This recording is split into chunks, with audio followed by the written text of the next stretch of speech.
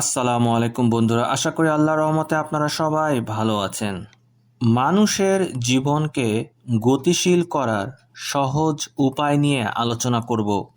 আল্লাহওয়ালারা তাদের জীবনকে কিভাবে সুন্দর এবং সময়ের বরকত পেতেন তা আজও এক বিস্ময়। আমাদের জীবনের সবচেয়ে বড় সম্পদ হলো সময়।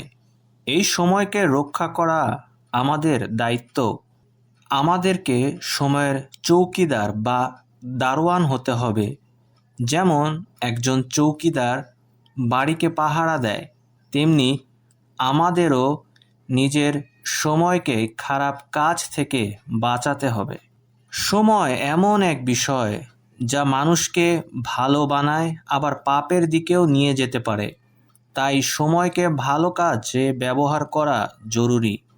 ঠিক তেমনি আমাদের মন এমন যে ভালো কাজে যদি আপনি নিজের মনকে নিয়োজিত না রাখেন, তবে তা খারাপের দিকে চলে যায়। এখন আমাদের হাতে মোবাইল আছে, চাইলে যা খুশি দেখতে পারি। কেউ যদি সারাদিন নাটক বা অন্যান্য বিষয়বস্তু দেখে যা ইসলামে শরীয়ত সম্মত না, তবে সেই ব্যক্তি সময়কে ঠিকভাবে রক্ষা করতে পারছে না। সে নফসের গোলামি করছে, নফস তার নিয়ন্ত্রণে নেই। অপরদিকে অন্য কেউ একজন ঠিক মোবাইল ব্যবহার করছে, কিন্তু সে ভালো কিছু শেখে, মানুষকে দিনের দিকে ডাকে, তবে সে তার সময়কে ঠিকভাবে ব্যবহার করছে। এখন প্রশ্ন আসতেই পারে, সারাদিন যদি আমি ইবাদত করতেই থাকি, তাহলে আমি আনন্দ কখন করব? এর উত্তর হলো, আমাদেরকে সকল হালাল কাজের মাধ্যমে আনন্দকে খুঁজে পেতে হবে। যে কোনো ইসলামিক কন্টেন্ট, জ্ঞানমূলক ভিডিও, এসব থেকেও আনন্দ পাওয়া যায়। আমাদের মস্তিষ্ক সব সময় নতুন নতুন আনন্দ খোঁজে। হারাম কিছু দেখলে ব্রেনে ডোপামিন বাড়ে, তখন সে আরও নতুন নতুন মজা খুঁজতে থাকে। একসময় আগের জিনিস আর ভালো লাগে না। মানুষের ভেতর থেকে সকল রকমের মুজাহাদা একেবারেই ভেঙে পড়ে। এ যেন এমন এক বিষ চক্র যা থেকে মানুষ বের হতে পারে না। নফসের গোলামি আর আনন্দ খোঁজার খাহেশ মানুষকে বিপথে নিয়ে যায়। এই কারণে মানুষের মুজাহাদা দরকার, নিজেকে নিয়ন্ত্রণ করা। কিছু সময় আনন্দ থেকে নিজেকে দূরে রাখুন, আল্লাহর জিকির করুন। এতে মন শান্ত হয় এবং অস্থিরতাও কমে আসে। মনে রাখবেন, মানুষ হয়ে জন্মেছি যখন, দুশ্চিন্তা থাকবেই। টেনশন হলে ঘুম আসে না, কিছুই ভালো লাগে না, এটা স্বাভাবিক।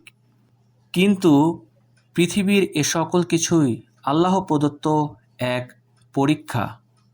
মানুষের সমস্যাগুলো আসলে কেমন? মানুষের জীবনে আছে কিছু সমস্যা ছোট, আবার কিছু বড়। যেমন মোমবাতির আলো কিন্তু ছোট, চাঁদের আলো তার থেকে বড়, সূর্যের আলো সবচেয়ে বড়। ঠিক তেমনি আপনার জীবনের কোনো একটা সমস্যা হয়তোবা তা মোমবাতির আলোর মতো অন্য এক ব্যক্তির চাঁদের আলোর কাছে।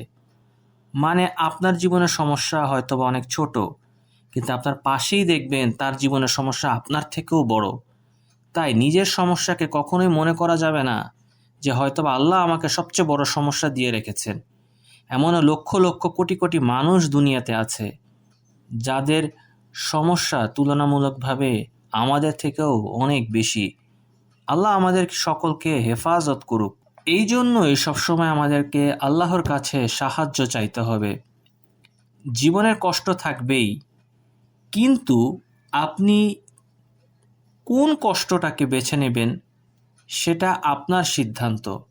যেমন ধরুন, ব্যায়াম করা বা শারীরিক চর্চা করা কষ্টকর, কিন্তু আপনি যদি এই কষ্টটা না করেন, তবে বিভিন্ন রোগ শোক এবং অসুস্থতার কষ্ট আপনাকে ভোগ করতে হবে। অপরদিকে মিতব্যয়ী হওয়া কিন্তু কঠিন, কিন্তু আপনি যদি মিতব্যয়ী না হন, তবে আপনাকে ঋণের কষ্ট বহন করতে হবে।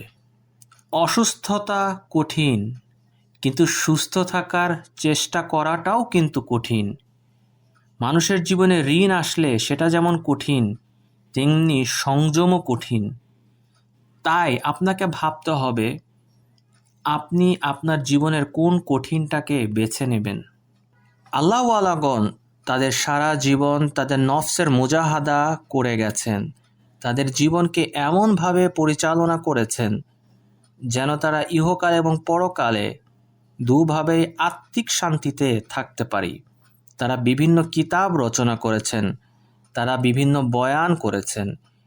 এই বয়ান, এই কিতাবগুলো লিখিত হয়েছে অনেক রকম জ্ঞানের পরিভাষায়। আউলিয়াদের জীবনগুলো উঠে এসেছে তাস্কেরাতুল আউলিয়া কিতাবে।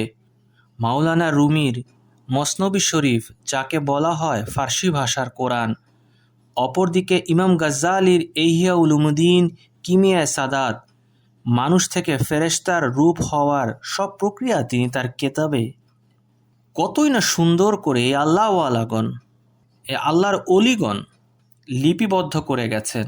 আজকে আমাদের রাতের পর রাত নির্ঘুম কাটে, দুনিয়ার কাজের মাঝে কোনো সমাধান খুঁজে পাই না, অথবা পরকালের ভাবনাও যেন এখন আমাদের আসে না।